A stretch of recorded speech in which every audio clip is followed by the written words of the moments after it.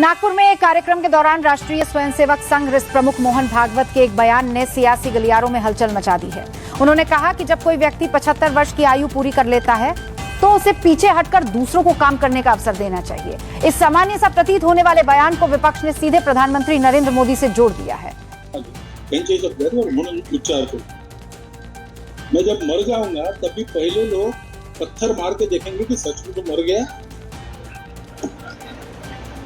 वक्त ऐसा बना ले 75 वर्ष का आपने किया, लेकिन मैं इसका अर्थ जानता हूँ। 75 वर्ष की साल जब उड़ी जाती है तो इसका अर्थ ये होता है कि अब आपकी आयु हो गई, अब जरा बाजू हमको करने।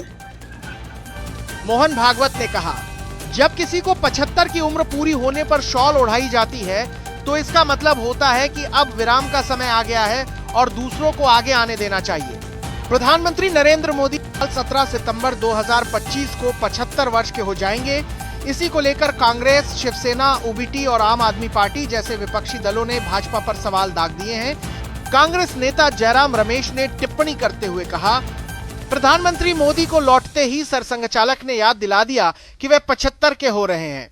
वहीं शिवसेना नेता संजय राउत ने कहा, जब मोदी जी ने आडवाणी, मुरली मनोहर जोशी और जसवंत सिंह जैसे वरिष्ठ नेताओं को 75 की उम्र पार करते ही रिटायर कर दिया, तो अब क्या वे खुद भी उस पर अमल करेंगे? 2014 में जब नरेंद्र मोदी प्रधानमंत्री बने थे, तब भाजपा में एक अनौपचारिक परंपरा शुरू हुई 75 वर्ष से ऊपर के नेताओं को मार्गदर्शक मंडल में भेजने की। लालकृष्ण आडवाणी, मुरली मनोहर जोशी जैसे वरिष्ठ नेताओं को इसी आधार पर सक्रिय राजनीति से अलग किया गया था। गृह मंत्री अमित शाह ने इस विषय पर पहले ही स्पष्ट कर दिया था कि भाजपा के संविधान में 75 वर्ष की कोई उम्र सीमा तय नहीं है। उन्होंने कहा था, मोदी जी 2024 से 2029 का कार्यकाल पूरा करेंगे और 2029 में भी भाजपा का चेहरा वही होंगे। मोहन भागवत का बयान भले ही सार्वजनिक नीति और आदर्शों की बात करता हो, लेकिन चुनावी वर्ष में इसे राजनीतिक संदर्भों से जोड़कर देखा जाना स्वाभाविक है।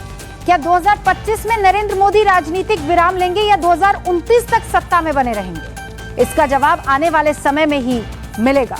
अभी तक के लिए इतना ही। देखते रहिए अपना भारत। नमस्कार।